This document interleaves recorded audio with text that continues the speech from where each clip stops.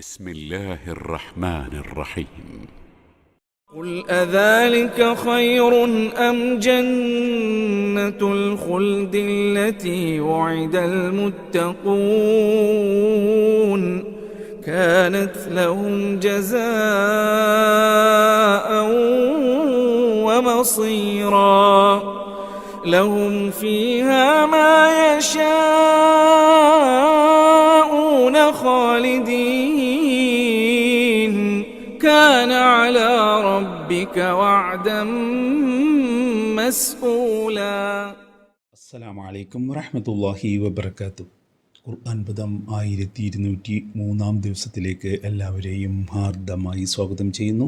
പരിശുദ്ധ ഖുർആനിലെ 25-ാമത്തെ അധ്യായമായ സൂറത്തുൽ ഫുർഖാനിലെ 15-16 ആയത്തുകളാണ് ഇന്ന് പഠനവിധേയമാക്കുന്നത്. ക്ലാസ് ആരംഭിക്കുന്നതിനായി ആദരണീയനായ ഡോക്ടർ എ.ഐ. വിലായത്തുള്ള സാഹിബിനെ ക്ഷണിക്കുന്നു. അസ്സലാമു അലൈക്കും വറഹ്മത്തുള്ളാഹി വബറകാതുഹു. അഊദു ബില്ലാഹി മിനശ് ശൈത്വാനിർ റജീം. ബിസ്മില്ലാഹിർ റഹ്മാനിർ റഹീം. ഖുൽ അദാലിക ഖൈറുൻ അം ജന്നത്തുൽ ഖുൽദി അല്ലതി വഇദൽ മുത്തഖൂൻ കാനത് ലഹും ജസാഅൻ വമസീറ لهم فيها ما يشاءون خالدين كان على ربك وعدا مسئولا. صدق الله العلي العظيم. സൂറത്തുൽ ഫുർഖാനിലെ 15-16 ആയത്തുകളാണ് ഞാൻ നിങ്ങളെ കേൾപ്പിച്ചിട്ടുള്ളത്. അല്ലാഹു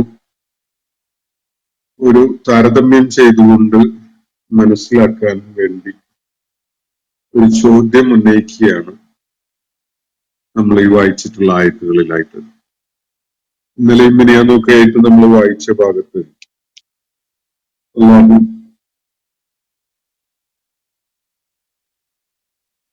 പാരത്രിക ലോകത്തിൽ വിശ്വാസമില്ലാത്ത ആളുകൾ മരണാനന്തരം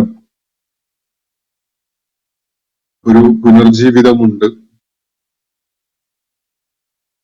അതിന്റെ ഭാഗമായി എല്ലാവരും സൃഷ്ടാവായ അല്ലാഹുവിന്റെ മുന്നിൽ ഹാജരാക്കപ്പെടും, അവരുടെ കർമ്മങ്ങളുടെ പേരിൽ വിചാരണ ചെയ്യപ്പെടും എന്ന കാര്യം വിശ്വസിക്കാത്ത ആളുകൾ, അത്തരം ആളുകൾക്കായിട്ട് കത്തിയെരിയുന്ന നരകം ഒരുക്കി വെച്ചിട്ടുണ്ട് എന്ന് യാതൊരു മയവും മാർഗവും ഇല്ലാതെ തന്നെ പറയുകയുണ്ടായി.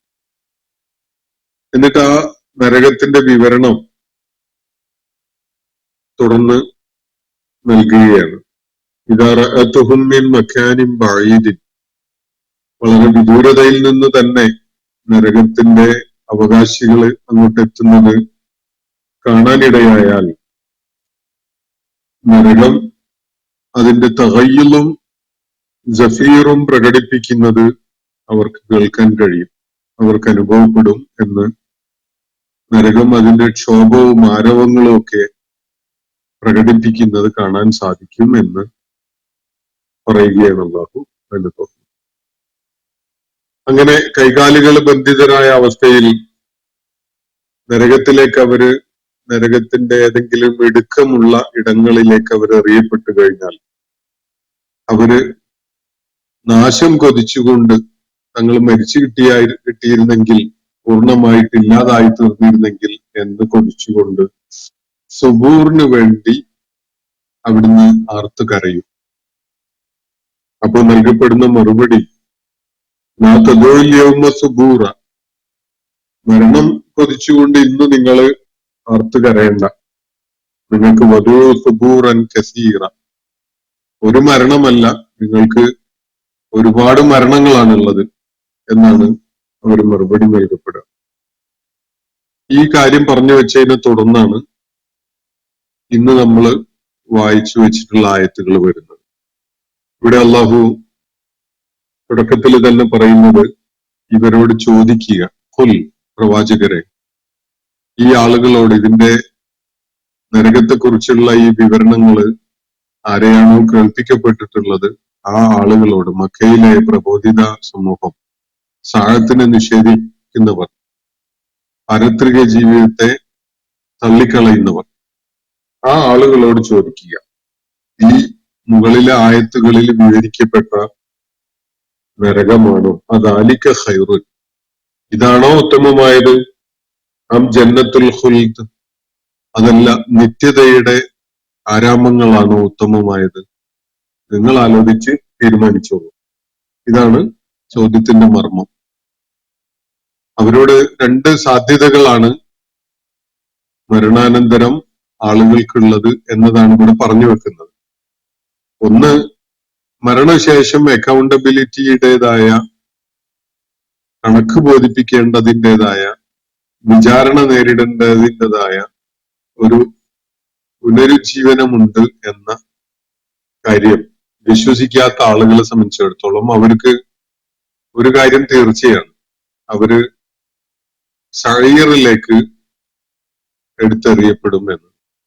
കത്തി എരിയുന്ന നരകം അള്ളാഹു അവർക്കായിട്ട് ഒരുക്കി വെച്ചിട്ടുണ്ട്. അതിലേക്ക് അവര് കൈകാലുകൾ ബന്ധിതരായ അവസ്ഥയിൽ എറിയപ്പെടും എന്നതാണ് ഈ ആയാത്തുകളിൽ ഇവിടെ വ്യക്തമാക്കപ്പെടുന്നത്. അത് ഏതെങ്കിലും നിലക്കുള്ള ആശ്വാസം പകരുന്നതോ അവർക്ക് അവിടെ ആയാലും കുഴപ്പമില്ല എന്ന് കരുതാവുന്നതോ ആയ ഒരവസ്ഥയൊന്നും ആവില്ല. അതിന് പകരം അവര് നരകത്തിലേക്ക് എറിയപ്പെട്ടു കഴിഞ്ഞാൽ നശിച്ചു പോയിരുന്നെങ്കിൽ എന്നാണ് അവർ ആഗ്രഹിക്കുക. അവരുടെ ഏറ്റവും വലിയ മോഹം തന്നെ, ഏറ്റവും വലിയ ആഗ്രഹം തന്നെ സുബൂർ ഏറ്റുവാങ്ങാൻ കഴിഞ്ഞിരുന്നെങ്കിൽ എന്നതാണ്. ഞങ്ങളങ്ങ് തീർന്നു പോയിരുന്നെങ്കിൽ, മരണം സംഭവിച്ച് ഞങ്ങളങ്ങ് പൂർണ്ണമായി നശിച്ചു പോയിരുന്നെങ്കിൽ എന്നാണ് അവർ കൊതിക്കുന്നത്. പക്ഷെ അങ്ങനെ വിളിച്ച് കരഞ്ഞത് കൊണ്ട് അവർക്ക് ലഭിക്കുന്ന ഉത്തരം ലാ തദുൽ യൗമ സുബൂറൻ വാഹിദ, ഇന്ന് നിങ്ങൾ ഒരു മരണത്തെ കൊതിക്കേണ്ടതില്ല. വദൂ സുബൂറൻ കസീറ, ഒരുപാട് മരണങ്ങൾക്ക് വേണ്ടി ചോദിച്ചോളൂ, അതാണ് നിങ്ങൾക്കായിട്ടുള്ളത് എന്നാണ് പറയപ്പെടുക. ഇതാണ് ഒരു പരിണിതി. മനുഷ്യ സമൂഹത്തിലെ പലരും ഏറ്റുവാങ്ങേണ്ടി വരുന്ന ഒരു പരിണിതി ഇതാണ്. മറ്റൊന്ന് ഫുൾ, എന്നിട്ട് അതിനെ താരതമ്യം ചെയ്തുകൊണ്ട് മനസ്സിലാക്കിക്കോളൂ എന്നുള്ള നിലക്കാണ് ഈ ചോദ്യം ചോദിക്കാൻ വേണ്ടി അള്ളാഹു ആവശ്യപ്പെടുന്നത്. ഫുൽ, പ്രവാചകരെ അവരോട് ചോദിക്കുക, അദാലിക ഖൈറുൻ, ഈ പറയപ്പെട്ട മരണാനന്തര അനുഭവമാണോ? നരകത്തിലേക്ക് കൈകാലുകൾ ബന്ധിതരാക്കപ്പെട്ട അവസ്ഥയിൽ എടുത്തെറിയപ്പെടുകയും മരണം കൊതിച്ചു പോവുകയും ചെയ്യുന്ന, മരണം കിട്ടിയിരുന്നെങ്കിൽ എന്ന് ആഗ്രഹിക്കുകയും ചെയ്യുന്ന ഒരവസ്ഥ. അപ്പോ ഒരു മരണം ആഗ്രഹിക്കേണ്ട, ഒരുപാട് മരണങ്ങൾ ചോദിച്ചോളൂ എന്ന് പറയപ്പെടുന്ന, എന്ന് കേൾക്കേണ്ടി വരുന്ന ഈ അവസ്ഥ, അതാണോ ഉത്തമമായത്? അതല്ല. അം ജന്നത്തുൽ ഖുൽദ്, നിത്യതയുടെ ആരാമമാണോ ഉത്തമമായത് എന്നാണ് അള്ളാഹു അവരോട് ചോദിക്കാൻ വേണ്ടി പറയുന്നത്. രണ്ടിലൊന്ന് തീർച്ചയായിട്ടും ഓരോരുത്തരും അനുഭവിക്കേണ്ടി വരും എന്നതാണ് ഇവിടെ സൂചിപ്പിക്കപ്പെടുന്ന കാര്യം. അപ്പോ പാരത്രിക ജീവിതത്തെ നിഷേധിക്കുന്നവർ തീർച്ചയായിട്ടും നരകത്തിലേക്ക് എറിയപ്പെടും. ആ നരകത്തിൽ കൈകാലുകൾ ബന്ധിതരായിക്കൊണ്ട് ചെന്ന് പതിക്കുന്ന, ഇടുക്കമുള്ള ഇടങ്ങളിൽ ചെന്ന് പതിക്കുമ്പോൾ അവര് മരണം കൊതിച്ചു പോകും. പക്ഷെ മരണം ആഗ്രഹിച്ച്, മരണം കിട്ടിയെങ്കിൽ എന്ന വിധത്തിൽ ആർത്ത് കരഞ്ഞാൽ പോലും അവർക്ക് കേൾക്കേണ്ടി വരുന്നത്, ഇനി നിങ്ങൾക്ക് ഒരു മരണമല്ല, ഒരുപാട് മരണങ്ങളാണ്. നിങ്ങളിവിടെ ഒരു ജീവൻ ജീവിക്കുകയും അല്ല, മരിക്കുകയും അല്ല എന്ന അവസ്ഥയിലാണ് ഉണ്ടാവുക. നിരന്തരം മരണം അനുഭവിച്ചുകൊണ്ടിരിക്കുക, നിരന്തരം മരണവേദന അനുഭവിച്ചുകൊണ്ടിരിക്കുക, നിരന്തരം മരണത്തിന്റെ എല്ലാവിധ പ്രയാസങ്ങളും അത് ജനിപ്പിക്കുന്ന ഭീതിയും ഒക്കെ അനുഭവിച്ചുകൊണ്ടിരിക്കുക എന്നതാണ് അവർക്കായിട്ട് അവിടെയുള്ള അനുഭവം എന്നതാണ് പറയുന്നത്. ഇതാണോ നല്ലത്? ഇതാണോ ഉത്തമമായത്? അതല്ല. ജന്നത്തുൽ ഖുൽദാണോ നല്ലത് എന്നതാണ് ചോദ്യം. ഖുൽദ് എന്ന് പറഞ്ഞാൽ നിത്യത എന്നാണ്. ഇവിടെ നിത്യത കൊണ്ട് മാത്രമല്ല, നിത്യത അപ്പുറത്തുള്ളവർക്കും ഉണ്ട്. ഇവിടെ നിരന്തരമായി ശിക്ഷ അവരെ ഏറ്റുവാങ്ങിക്കൊണ്ടിരിക്കുകയാണ്. പക്ഷെ എന്താണ് നിത്യതയായിട്ട് അവർ അനുഭവിക്കുന്നത് എന്നതാണ് ഇവിടെ കാര്യങ്ങളെ വ്യത്യാസപ്പെടുത്തുന്ന സംഗതി. അത് ജന്നത്താണ്. മനുഷ്യൻ ഏറ്റവും ഏറെ മനസ്സിന് ആനന്ദം പകരുന്ന, അവൻ ഏറ്റവും ഏറെ കൊതിക്കുന്ന, ജീവിതത്തിൽ അവനെ സാക്ഷാത്കരിക്കാൻ വേണ്ടി നിരന്തരമായി മോഹിക്കുകയും പ്രയത്നിക്കുകയും ഒക്കെ ചെയ്തുകൊണ്ടിരിക്കുന്നത് അങ്ങനെ ഒരു ഉദ്യാനം സ്വന്തമാകാൻ വേണ്ടിയാണ്. ഉദ്യാനം എന്നത് അല്ലെങ്കിൽ ഒരു പാസ്റ്ററൽ ഡ്രീം എന്നത് ഒരു ശാദ്വലതയുടെ ഒരു ഉദ്യാനം, ഒരു പച്ചപ്പ് ഹരിതാഭമായ ഒരു ഒരു ഒരു തോട്ടം എന്നത് മനുഷ്യന്റെ ഉപബോധ മനസ്സിൽ തന്നെയുള്ള ഒരു സ്വപ്നമാണ്. ഈ സ്വപ്നം സാക്ഷാത്കരിക്കാൻ ഭൂമുഖത്ത് തന്നെ മനുഷ്യൻ നിരന്തരം ശ്രമിച്ചുകൊണ്ടിരിക്കുന്നത് കാണാൻ കഴിയും. അടിസ്ഥാന ആവശ്യങ്ങൾ നിർവഹിക്കപ്പെടാൻ സാഹചര്യങ്ങൾ ഒരുങ്ങിയ ഒരാളെ സംബന്ധിച്ചിടത്തോളം പിന്നെയും മനസ്സിൽ അവശേഷിക്കുന്ന സ്വപ്നം എന്താണ് എന്നത് നമ്മൾ പരിശോധിച്ചു നോക്കിയാൽ നമുക്ക് അങ്ങനെയൊക്കെയുള്ള ശാദ്വലതയുടെയും ഹരിതാപമായതും ഒക്കെയായ ഒരു ഉദ്യാനം തന്റെ വാസസ്ഥലത്തിനോട് ചേർന്ന് കീഴ്ഭാഗത്തുകൂടി അരുവികൾ ഒഴുകുന്ന വിധത്തിലുള്ള ചേതോഹരമായ ഹൃദയഹാരിയായ ഒരു ഉദ്യാനം തൻ്റെതായി ഉണ്ടാവുക എന്നതാണ് ഓരോരുത്തരും ഉള്ളിന്റെ ഉള്ളില് സ്വകാര്യതയിൽ സൂക്ഷിക്കുന്ന ഒരു ഒരു ഒരു ഇത് മനുഷ്യൻ പലപ്പോഴും റിയലൈസ് ചെയ്യാൻ, യാഥാർത്ഥ്യമാക്കാൻ പല ഘട്ടങ്ങളിലായിട്ട് ശ്രമിച്ചുകൊണ്ടിരിക്കുന്നതും നമുക്ക് കാണാൻ സാധിക്കും. ഭൗതിക ലോകത്ത് തന്നെ അങ്ങനെ ഒരു മോഹം അല്ലെങ്കിൽ അങ്ങനെ ഒരു പ്രചോദനം മനുഷ്യ മനസ്സിൽ ഉണ്ട് എന്നത് നമുക്ക് കാണാൻ കഴിയും. ഒരുപക്ഷെ ആദം അലൈഹിസ്ലാമിന് ഹവ്വ റളിയല്ലാഹു അൻഹാക്ക് നഷ്ടപ്പെട്ട ആ ഉദ്യാനത്തിന്റെ, ആ തോട്ടത്തിന്റെ, ഏതൊരു ജന്നത്തിൽ നിന്നാണോ അവര് പുറത്താക്കപ്പെടുകയുണ്ടായത്, ആ തോട്ടത്തിന്റെ, ആ ജന്നത്തിന്റെ സ്മൃതി മനുഷ്യനിൽ അവശേഷിക്കുന്നു എന്ന് വേണമെങ്കിൽ നമുക്ക് കരുതാം. എന്തായാലും അതൊരു സ്മൃതിയായാലും മനുഷ്യന്റെ ഉപബോധ മനസ്സിലെ തിരികെ എത്തണം എന്നവൻ മോഹിക്കുന്ന വിധത്തിലുള്ള, അല്ലെങ്കിൽ തൻ്റെതാകണം എന്നവൻ നിരന്തരം ആഗ്രഹിച്ചുകൊണ്ടിരിക്കുന്ന ഒരു സ്വപ്നമാണ് ഇങ്ങനെയുള്ള ഒരു ഉദ്യാനം എന്നത്. അപ്പൊ അള്ളാഹുവോട് ചോദിക്കുന്നത് ദുരിതങ്ങളുടെ ഈ നരകമാണോ, അതല്ല ഈ നിത്യതയുടെ ഉദ്യാനമാണോ? എന്താണ് ഈ നിത്യതയുടെ ഉദ്യാനത്തിന്റെ പ്രത്യേകത? അല്ലത്തി വൊഴിദൽ മുത്തഖൂൻ, സൂക്ഷ്മാലുക്കൾക്ക് വാഗ്ദാനം ചെയ്യപ്പെട്ടിട്ടുള്ളതാണ് ഈ ജന്നത്തുൽ ഖുൽദ്. സൂക്ഷ്മാലുക്കൾക്ക് അവരുടെ അവകാശമായിട്ട് ചോദിച്ചു വാങ്ങാൻ, ചോദിച്ചു ചെല്ലാൻ അവർക്കായിട്ട് അള്ളാഹു വാഗ്ദാനം ചെയ്തിട്ടുള്ള ഒരു സംഗതിയാണ് ഈ നിത്യതയുടെ സുഖാനന്ദങ്ങളുടെ ഈ സ്വർഗം, ഈ ഉദ്യാനം എന്ന് പറയുന്നത്. അതാണോ നല്ലത് എന്നതാണ് ചോദ്യം. നേരത്തെ വിവരിക്കപ്പെട്ട നരകമാണോ നല്ലത്? അതല്ല, സൂക്ഷ്മാലുക്കൾക്കായിട്ട്, മുത്തഖികൾക്കായിട്ട് അള്ളാഹു വാഗ്ദാനം ചെയ്തിട്ടുള്ള ജന്നത്തുൽ ഖുൽദാണോ നല്ലത്? കാനത്ത് ലഹും ജസാഅൻ വ മസീറ. രണ്ട് സംഗതികളായിട്ടാണ് അവർക്ക് അത് ലഭിക്കുന്നത്. ഒന്ന് അവരുടെ കർമ്മങ്ങൾക്കുള്ള പ്രതിഫലമാണ്. രണ്ടാമത്തത് അവർക്ക് നിത്യമായി വസിക്കാൻ വേണ്ടി അവർ തിരികെ എത്താനുള്ള മടക്ക സങ്കേതമാണ്. മുത്തഖികൾക്കായിട്ട് അള്ളാഹു ഒരുക്കി വെച്ചിരിക്കുന്ന ജന്നത്തുൽ ഖുൽദ് എന്ന് പറയുന്നത് ഒന്നാമതായി അവരുടെ അമലുകൾക്കുള്ള, ജീവിതകാലത്ത് അവർ നിർവഹിച്ച കർമ്മങ്ങൾക്കുള്ള പ്രതിഫലമായിട്ട് അള്ളാഹു സജ്ജമാക്കി വെച്ചിരിക്കുന്നതാണ്. രണ്ടാമത്തത് അത് അവർക്കുള്ള മസീറാണ്, മടക്കഗേഹമാണ്, തിരികെ എത്താനുള്ള സ്ഥലമാണ്. അവർക്ക് ഒരു ഹാൾട്ടിംഗ് സ്റ്റേഷനായിട്ട് തിരികെ ചെന്ന് ചേരാനായിട്ട് അള്ളാഹു ഒരുക്കി വെച്ചിരിക്കുന്നതാണ് ആ ജന്നത്ത്. അത് അവർക്കുള്ള പ്രതിഫലം കൂടിയാണ്. അവരുടെ കർമ്മങ്ങളിലൂടെ നേടിയെടുത്തിരിക്കുന്ന അർഹതക്കുള്ള ഒരു പ്രതിഫലമായിട്ടാണ് ഈ ജന്നത്തുൽ ഖുൽദ് അള്ളാഹു അവർക്ക് നൽകുന്നത്. അതോടൊപ്പം തന്നെ അത് അവർക്കുള്ള മസീറുമാണ്, അവർക്ക് തിരികെ എത്താനുള്ള മടക്ക ഗേഹമാണ്.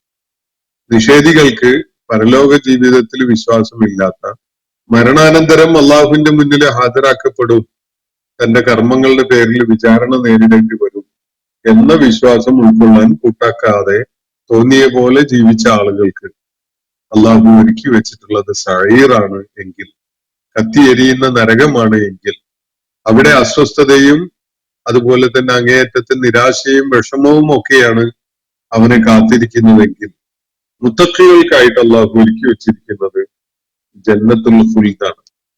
ഇവിടെ പ്രത്യേകമായിട്ട് നമ്മളുടെ ശ്രദ്ധ പതിയേണ്ട ഒരു വിഷയം, അത് ഈ സാഴത്തിൽ വിശ്വസിക്കാത്ത ആളുകളുടെ മനോഗതം, നിലപാട് അല്ലെങ്കിൽ ഈ വിവരണത്തോടുള്ള പ്രതികരണം എന്തായിരിക്കും എന്നതാണ്.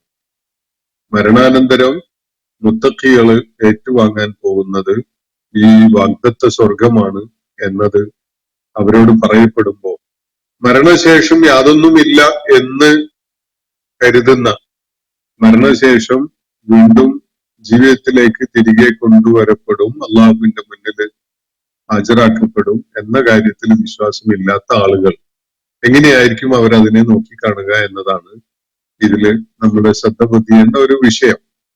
എന്തെന്ന് വെച്ചാൽ ഈ ആളുകളെ സംബന്ധിച്ചിടത്തോളം മരണാനന്തരമുള്ള സാധ്യതകള് അവര് വിശ്വസിക്കാതെ തള്ളിക്കളഞ്ഞതാണല്ലോ. അപ്പോ എങ്ങാനും മരണത്തിന് ശേഷം എന്താണ് സാധ്യത എന്നത് നമ്മളൊന്ന് മനസ്സിലാക്കാൻ ശ്രമിക്കുകയാണെങ്കിൽ ഇവരെ സംബന്ധിച്ചിടത്തോളം മരണത്തിന് ശേഷം യാതൊന്നും പ്രതീക്ഷിക്കാനില്ല. മരണം എല്ലാറ്റിന്റെയും അവസാനമാണ്, എല്ലാം കഴിഞ്ഞു, തീർന്നു, പിന്നെ ഒന്നുമില്ല എന്നതാണല്ലോ അവരുടെ ധാരണ. അതിന് അവരുടെ കയ്യിൽ ഒരു തെളിവുമില്ല. മരണത്തിന് ശേഷം ഒരു പുനരുത്ഥാനം ഉണ്ടാവുകയില്ല എന്നതിന് എന്തെങ്കിലും തെളിവോ പിൻബലമോ ഉണ്ടായിട്ടല്ല അവരതിന്റെ ആളുകളായിട്ടുള്ളത്. മറിച്ച് മരണത്തിന് ശേഷം ആരെങ്കിലും ജീവിതത്തിലേക്ക് തിരിച്ചു വന്നത് കണ്ടിട്ടുണ്ടോ, അതിന് വല്ല തെളിവുണ്ടോ എന്ന ചോദ്യങ്ങൾ ചോദിച്ചുകൊണ്ടാണ് അവര് മരണാനന്തര സാധ്യതയെ തള്ളിക്കളഞ്ഞിട്ടുള്ളത്. അപ്പൊ ഒരു കാര്യം ഉറപ്പാണ്, അവരെ സംബന്ധിച്ചിടത്തോളം മരണാനന്തരം ഒന്നുമില്ല എന്നതാണല്ലോ അവരുടെ വിശ്വാസം. എന്നാൽ മുത്തഖികൾ വിശ്വസിക്കുന്നത് മരണത്തിന് ശേഷം അവര് പുനർജീവിപ്പിക്കപ്പെടുമെന്നും അള്ളാഹുവിന്റെ മുന്നിൽ ഹാജരാക്കപ്പെടും എന്നതുമാണ്. അപ്പോ ഇതിന്റെ ലാഭനഷ്ടങ്ങളുടെ ഒരു കണക്ക് പരിശോധിച്ചാൽ ആർക്കാണ് ഇവിടെ എന്തെങ്കിലും പ്രതീക്ഷ ബാക്കിയുള്ളത്? വളരെ വലിയ മനഃശാസ്ത്രപരമായ ഒരു വിഷയം ഇതിൽ അടങ്ങിയിട്ടുണ്ട്. മുത്തഖികളെ സംബന്ധിച്ചിടത്തോളം പ്രതീക്ഷാ നിർഭരമായ ഒരു കാത്തിരിപ്പാണ് മരണത്തിന് ശേഷം അവർക്കായിട്ട് ഉണ്ട് എന്ന് അവർ കരുതുന്ന സംഗതിയെ കുറിച്ച്. എന്നാൽ ഈ നിഷേധികളുടെ കാര്യത്തിലോ അവർക്ക് യാതൊന്നും പ്രതീക്ഷയില്ല. മരണത്തിന് ശേഷം ഒന്നും ഉണ്ടെന്ന് അവർ കണക്കൂട്ടുന്നേ ഇല്ല. പക്ഷെ രണ്ടിനും ഇവിടെ തെളിവൊന്നും ഹാജരാക്കപ്പെട്ടിട്ടില്ലല്ലോ എന്ന് വെക്കുക. മരണശേഷം ഒരു പുനർജീവിതമുണ്ട് എന്നതിന് തെളിവൊന്നുമില്ല പ്രത്യക്ഷത്തിൽ എന്ന് നമ്മൾ വാദത്തിന് വേണ്ടി സമ്മതിച്ചു എന്ന് വെക്കുക. എന്നാൽ മരണശേഷം ഒരു പുനർജീവിതമുണ്ട് ഇല്ല എന്നതിന്, പുനർജീവിതം ഇല്ല എന്നതിന് ഒരു തെളിവുമില്ല, അതിനും തെളിവില്ല.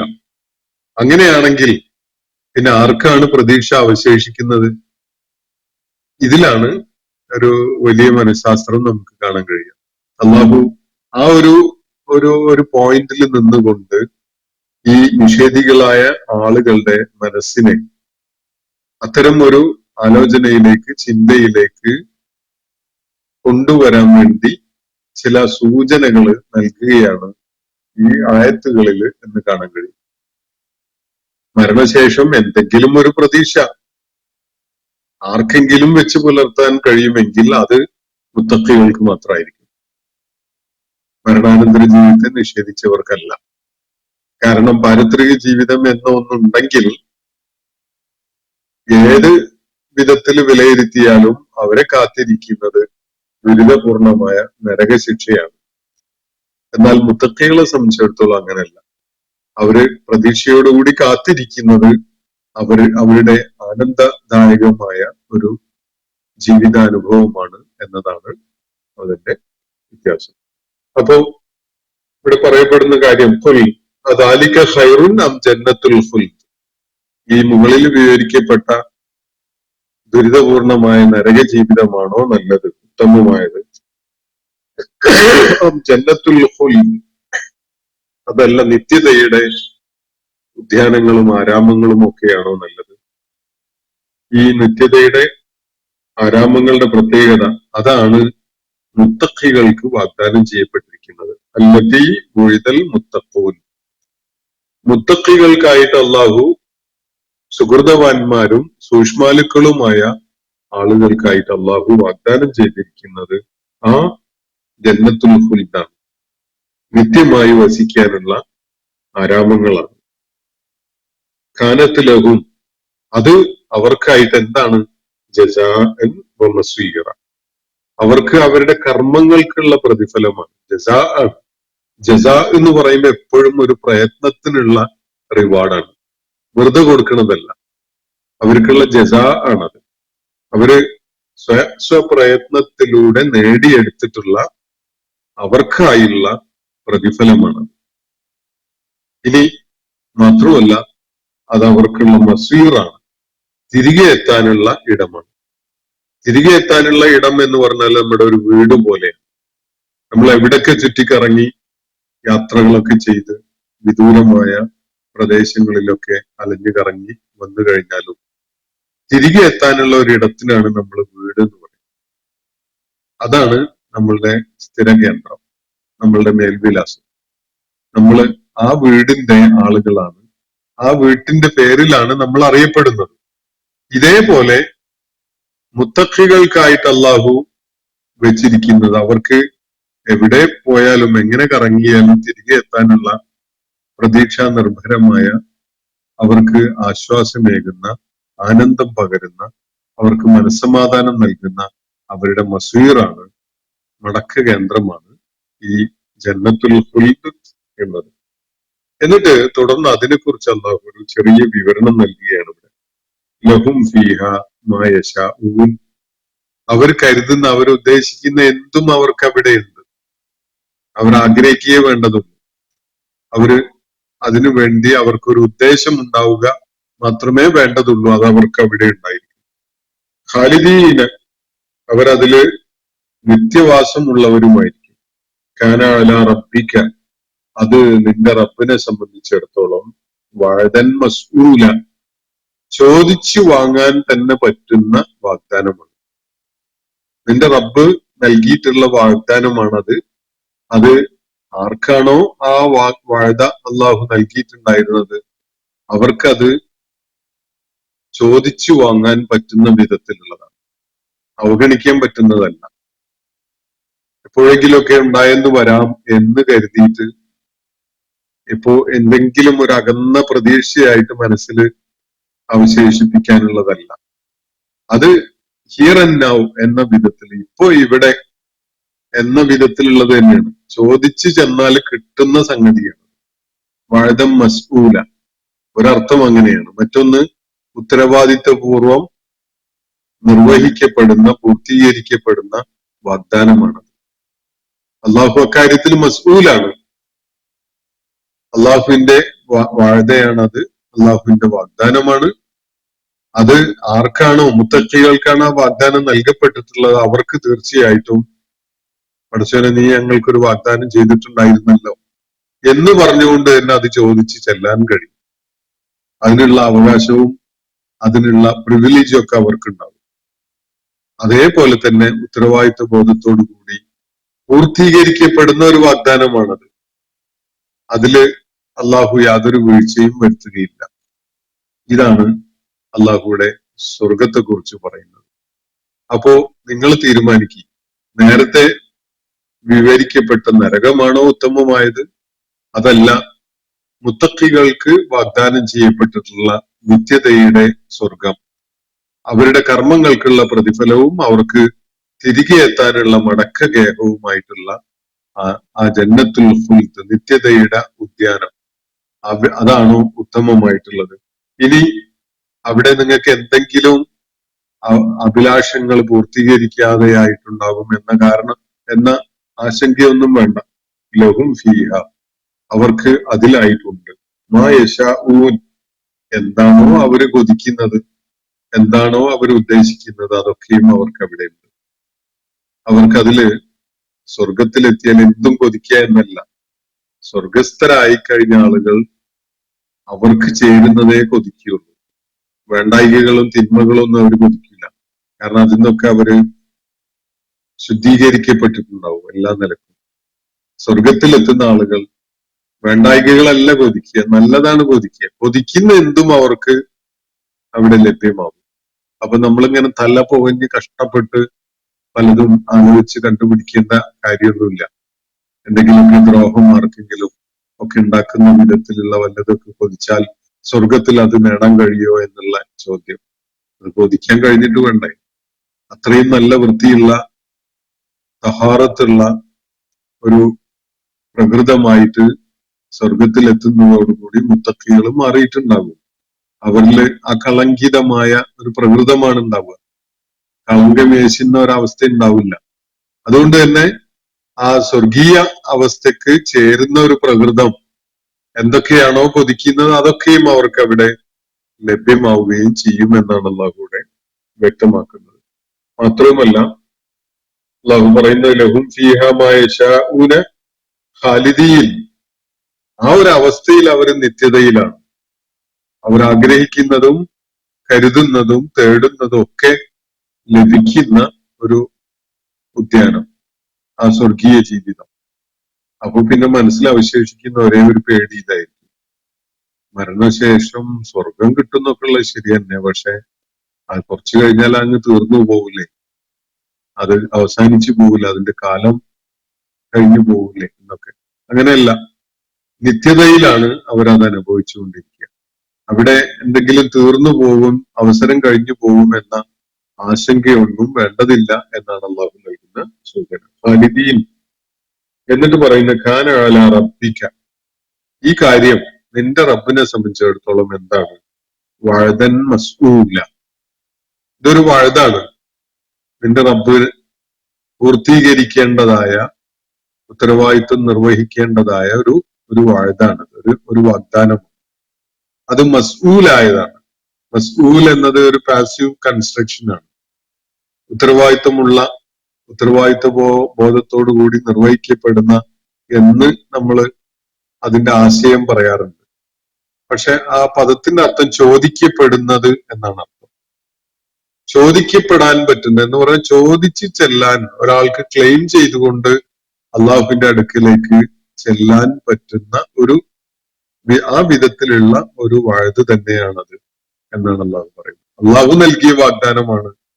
റബ്ബേ നീ അത് പാലിക്കൂലേ എന്ന് ചോദിച്ചുകൊണ്ട് അള്ളാഹുവിനോട് തേടാൻ ഓരോരുത്തർക്കും കഴിയുന്ന, ഞാൻ നൽകിയ വാഗ്ദാനമാണ്, അത് പൂർത്തീകരിക്കൽ എന്റെ ഉത്തരവാദിത്തമാണ് എന്ന വിധത്തിൽ അള്ളാഹു കരുതുന്ന ഒരു കാര്യമാണിത് എന്നാണ് അള്ളാഹുവിടെ പറയുന്നത്. ഇത്രയും വ്യക്തതയും ദൃഢതയും കൃത്യതയും ഉള്ള വിധത്തിലാണ് അള്ളാഹു മുത്തഖികൾക്കായി വാഗ്ദാനം ചെയ്യപ്പെട്ടിരിക്കുന്ന സ്വർഗത്തെ കുറിച്ച് പറയുന്നത്. എന്നാൽ പാരത്രിക ജീവിതത്തെ നിഷേധിക്കുന്ന ആളുകള് അവരുടെ മനസ്സിന്റെ ഒരു അനുമാനം വെച്ചുകൊണ്ടാണ് മരണശേഷം യാതൊന്നുമില്ല എന്ന് പറയുന്നത്. മരണശേഷം യാതൊന്നുമില്ല എന്ന് പറയുന്ന ഈ നിഷേധികൾക്ക് പക്ഷേ അവര് പറയുന്ന കാര്യത്തിനുള്ള യാതൊരു തെളിവും അവരുടെ കയ്യിലില്ല. അതുകൊണ്ട് തന്നെ അവർക്ക് പ്രതീക്ഷ അവശേഷിക്കുന്നില്ല. പരമാവധി ഒന്നും ഉണ്ടാവാതിരിക്കും എന്നതാണല്ലോ അവരുടെ പ്രതീക്ഷ. അതേ ഉണ്ടാവുള്ളൂ, അതാണ് അവർ പ്രതീക്ഷിക്കുന്നത്. പക്ഷെ എങ്ങാനും മരണശേഷം വല്ലതും ഉണ്ടെങ്കിലോ, എങ്കിൽ ആർക്കാ പ്രതീക്ഷയുള്ളത് എന്നൊരു ചോദ്യം സ്വാഭാവികമായിട്ടും ഉയരും. മരണശേഷം അള്ളാഹു എല്ലാവരെയും വിചാരണ ചെയ്തുകൊണ്ട് മുത്തഖികൾക്ക് പ്രതിഫലം നൽകും എന്ന് വിശ്വസിക്കുന്ന ആളുകൾക്ക് തീർച്ചയായിട്ടും അത് പ്രതീക്ഷാ നിർഭരമായ ഒരു കാര്യം തന്നെയാണ്. ഇനി മരണാനന്തരം ഒരു പുനരുത്ഥാനമുണ്ട് എന്ന കാര്യത്തില് തെളിവാണ് ആർക്കെങ്കിലും വേണ്ടതെങ്കിൽ അള്ളാഹു ഈ പ്രപഞ്ച സംവിധാനത്തിൽ തന്നെ ഉള്ള പല സംഗതികളെയും ഉയർത്തി കാണിച്ചുകൊണ്ട് അതിനുള്ള ഉത്തരമായി തെളിവായി അവതരിപ്പിച്ചിട്ടുണ്ട് വിശുദ്ധ ഖുർആനിൽ. അള്ളാഹു ഇത് ചൂണ്ടിക്കാണിച്ച ഒരു ഉദാഹരണം, മരണശേഷം നിങ്ങൾ പുനർജീവിപ്പിക്കപ്പെടുന്നു എന്നതിനുള്ള ഒരു തെളിവ് നിങ്ങൾ കാണുന്നില്ലേ? ഒരു മരുഭൂമി, ഉണങ്ങി വരണ്ട് കിടക്കുന്ന പ്രതലം, മണ്ണ്, ഒരു ജീവന്റെ തുടിപ്പോ നാമ്പോ ഒന്നുമില്ലാത്ത ഒരു നൂറ്റാണ്ടുകളോളം ഉണങ്ങി വരണ്ട് കിടക്കുന്ന ഒരു പ്രദേശം. വളരെ അപ്രതീക്ഷിതമായിട്ട് അവിടെ ഒരു മഴ പെയ്തു എന്നൊന്ന് നിങ്ങൾ സങ്കല്പിച്ചു നോക്കൂ. മണിക്കൂറുകൾക്കുള്ളിൽ അവിടെ ജീവന്റെ തുടിപ്പ് ഇങ്ങനെ തുടികൊട്ടി വരുന്നത് കാണാൻ കഴിയും. പ്രാണികൾ വരും, ശലഭങ്ങൾ വരും, ചെടികളുടെ നമ്പുകൾ ഇങ്ങനെ പ്രത്യക്ഷപ്പെട്ടു തുടങ്ങും. ഞാനത് നേരിൽ കണ്ട ഒരു കാഴ്ചയാണത്. തലേന്ന് രാത്രി മഴ പെയ്തതിന്റെ ഒരു ഇമ്പാക്ട് പുലരുന്നതിന്റെ മുമ്പ് അല്ലെങ്കിൽ പുലരുന്ന നേരത്ത് നമ്മൾ വണ്ടി എടുത്തങ്ങ് മരുഭൂമിയിലൂടെ യാത്ര ചെയ്യുമ്പോൾ കാണാൻ കഴിയും. അവിടെ ചെടികൾ കിളിർത്തിട്ടുണ്ടാവും, പുതിയ നാമ്പുകൾ പൊട്ടിമുളച്ചിട്ടുണ്ടാവും. അതിനോടൊപ്പം തന്നെ പല ചെറിയ ചെറിയ ശലഭങ്ങളും ജീവജാലങ്ങളും ഒക്കെ പ്രത്യക്ഷപ്പെട്ടിട്ടുണ്ടാവും. അത്ഭുതം തോന്നിപ്പോകും നമുക്ക്. തലേന്ന് വരെ ജീവന്റെ ഒരു ആട്ടനക്കം ഇല്ലാതെ ഇരുന്ന, അങ്ങനെയാണല്ലോ നമ്മൾ പറയാറുള്ളത്, ഒരു ആട്ടവും അനക്കവും ഒന്നും ഇല്ലാത്ത, ജീവന്റെ തുടിപ്പ് ത്രസിപ്പ് ഒന്നും ഉണ്ടായിരുന്നില്ലാത്ത ചത്തു കിടന്ന മണ്ണ്, അത് എത്ര പെട്ടെന്നാണ് ജീവനുള്ളതായി മാറിയത് എന്നാണ് അള്ളാഹു ചോദിക്കുന്നത്. ഇതാണ് കദാലിക്കൽ ബഅസ്, ഇത് പ്രകാരമാണ് നിങ്ങളുടെ പുനരുജ്ജീവനവും എന്നാണ് അള്ളാഹു വിശുദ്ധ ഖുർആനിൽ ചൂണ്ടിക്കാണിക്കുന്നത്. അപ്പൊ മരണശേഷം വീണ്ടും പുനർജീവിപ്പിക്കപ്പെടും എന്നത് അള്ളാഹുവിനെ സംബന്ധിച്ചിടത്തോളം നിങ്ങൾ ആദ്യം എങ്ങനെയാണോ സൃഷ്ടിച്ചത് അത്രയും നിസ്സാരമാണ്. ഒരു കൽപ്പന മാത്രമേ വേണ്ടതുള്ളൂ, ഒരു നിർദ്ദേശം നൽകൽ മാത്രമേ ആവശ്യമുള്ളൂ. അത് സംഭവിച്ചിരിക്കും എന്ന വിധത്തിലാണ് ഖുർആൻ അതേക്കുറിച്ച് വിവരിക്കുന്നത്. എന്തിന്റെ അടിസ്ഥാനത്തിലാണ് നമ്മൾ ഇത് നിഷേധിക്കാൻ പോകുന്നത്? ഒന്നാമതായി നമ്മൾ ഉണ്ടായി എന്നത് നമുക്ക് നല്ല തെളിവല്ലേ. നമ്മൾ ആരും ഒരു പ്രയത്നവും നടത്തിയിട്ടല്ല, നമ്മൾ ആരും ഒരു ആസൂത്രണവും നടത്തിയിട്ടല്ല നമ്മൾ ഉണ്ടായി വന്നിട്ടുള്ളത്. ഇനി നമ്മളുടെ കാര്യം വിടുക, നമ്മളുടെ പൂർവികരോ ആദിമ മനുഷ്യരോ ആദ്യത്തെ തലമുറയോ ഇവരൊന്നും തന്നെ ഒരു പ്രയത്നവും നടത്തിയത് കൊണ്ട് ഉണ്ടായി വന്നതല്ല. അതൊക്കെ അള്ളാഹുവിന്റെ ഒരു കൽപ്പന പ്രകാരം സംഭവിച്ച കാര്യങ്ങളാണ് എന്നതാണ് വസ്തുത. ഇനി ഈ ആളുകളൊക്കെയും വീണ്ടും പുനർജീവിപ്പിക്കപ്പെടുന്നു എന്നത് മണ്ണില് ഉണങ്ങി വരേണ്ട ഊഷരഭൂമിയിൽ മഴ വർഷിച്ച് മണിക്കൂറുകൾക്കുള്ളില് അവിടെ ജീവൻ തൊടി കൊട്ടുന്നത് പോലെയുള്ള അത്രയും സ്വാഭാവികതയുള്ള ഒരു കാര്യം മാത്രമാണ് എന്നാണ് അള്ളാഹു വിശുദ്ധ ഖുർആനിൽ ചൂണ്ടിക്കാണിക്കുന്നത്. പാരത്രിക ജീവിതം ഉണ്ടോ, ഉണ്ടാകുമോ, ഇല്ലേ എന്നൊക്കെയുള്ള ചോദ്യങ്ങള് മനുഷ്യൻ പരിശോധിക്കുമ്പോൾ ഈ വക പ്രാപഞ്ചിക യാഥാർത്ഥ്യങ്ങളെ കൂടി ഒന്ന് കാണാൻ ശ്രമിച്ചുകൊള്ളട്ടെ എന്നാണ് ഖുർആൻ പറയുന്ന കാര്യം. ഇന്നത്തെ സെഷൻ ഞാനിവിടെ അവസാനിപ്പിക്കുകയാണ്. വാഖിറു ദഅവാന അനിൽ ഹംദുലില്ലാഹി റബ്ബിൽ ആലമീൻ. അസ്സലാമു അലൈക്കും വറഹ്മത്തുള്ളാഹി വബറകാതുഹു. ഇന്നത്തെ ഖുർആൻ പദം ഇവിടെ സമാപിക്കുന്നു. ഖുർആൻ പഠനത്തിൽ പങ്കെടുത്ത എല്ലാവർക്കും അള്ളാഹു അർഹമായ പ്രതിഫലം നൽകി അനുഗ്രഹിക്കട്ടെ. വആഖിറു ദഅവാന അനിൽ ഹംദുലില്ലാഹി റബ്ബിൽ ആലമീൻ. അസ്സലാമു അലൈക്കും വറഹ്മത്തുള്ളാഹി വബറകാതുഹു.